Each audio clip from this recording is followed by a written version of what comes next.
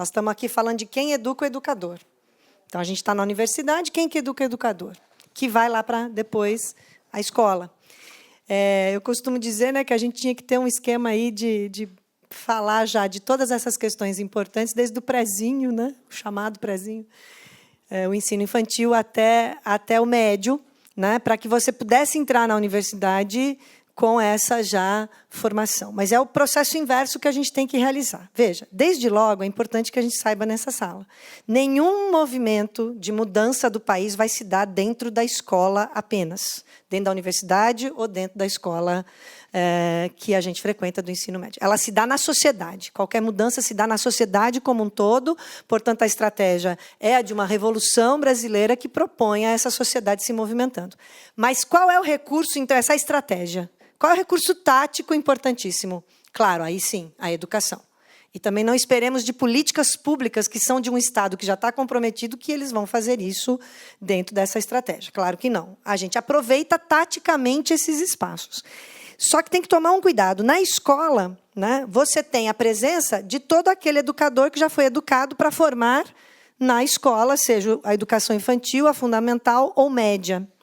E aí, qual é a hegemonia? Qual é a historiografia hegemônica que está em todos os livros escolares, explicando o que é a história do Brasil, não explicando a América Latina, e dizendo o que é São Paulo, etc. e tal? É a teoria do populismo, né? Nascida, crescida, criada e continuando a ser mantida na USP. Quer dizer, a quantidade de editoras que existem no estado de São Paulo, que são oriundas de professores que, por sua vez, também estão dentro da Universidade de São Paulo, quando a gente fala projeto de poder, é projeto de poder mesmo, da direita, inclusive. Eu estou aqui fazendo uma crítica de esquerda à esquerda, né? Mas a todo pensamento conservador. Então, o projeto de produzir ideias e publicá-las é disseminá-las e divulgá-las. E nos nossos, mesmo nos núcleos progressistas de ensino de o que foi o golpe de 64, está escrito lá que teve o colapso do populismo. Mesmo na hora que está explicando como é que foi o AI-5, está dizendo que o João Goulart foi covarde e fugiu do país no dia 31 e não enfrentou, né, as armadas estadunidenses que estavam no litoral.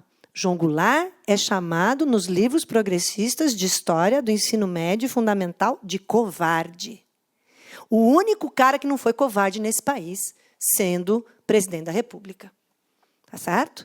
Que Brizola atrapalhou, porque aí brigou com João Goulart, e aí, veja bem, ele também acabou não fazendo. Né? O cara que enfrentou todos os monopólios, o cara que enfrentou toda a circunstância de se aliar às massas, ele fez reforma agrária, assinou, dia 13 de março, o João Goulart, reforma agrária nas terras produtivas à beira das estradas. Nenhum presidente fez isso, não chegou nem a propor.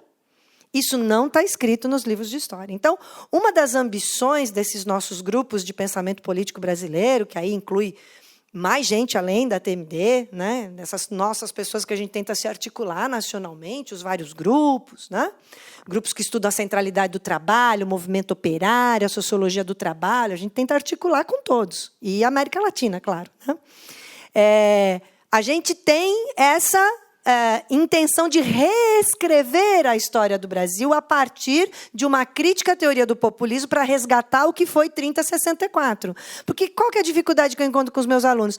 Ah, mas todo mundo já estudou o governo Vargas, mas já se estudou demais JK, eu quero uma coisa mais inédita, eu quero ser mais original. Você vai ser original, reescrevendo essa parte da história.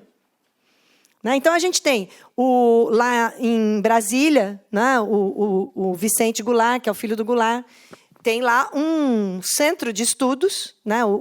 Na verdade, o arquivo, né, do João Goulart está todo desorganizado, tem que ter gente para trabalhar, não tem verba, mas está em Brasília. E a gente está aqui em São Paulo, estamos em Marília. Né? Aí o outro está em Santa Catarina, o outro está em Alagoas. Então, a gente teria que fazer um grande esforço. Vocês sabem que as verbas para pesquisa são dadas de acordo, né, com o que um parecerista lá dentro fala. Imagina alguém querendo resgatar Brizola, João Goulart e toda essa equipe. Vai ser difícil achar um parecerista que dê ok e dê financiamento para um projeto como esse. Mas a gente tem que fazer sem financiamento mesmo. Então, a gente tem, né, que ser muito criativo, e nós estamos sendo. Então, tem que tomar cuidado só com isso. É na escola, mas sempre de um modo tático. Estratégia é a Revolução Brasileira, é construir isso tudo mais nacionalmente, latino-americanamente, mas esses textos, mesmo os mais progressistas, quando vão explicar a tortura, o golpe de 64, etc., estão ainda dizendo, desqualificando esse momento do pré-64 que a gente precisa resgatar, tá certo?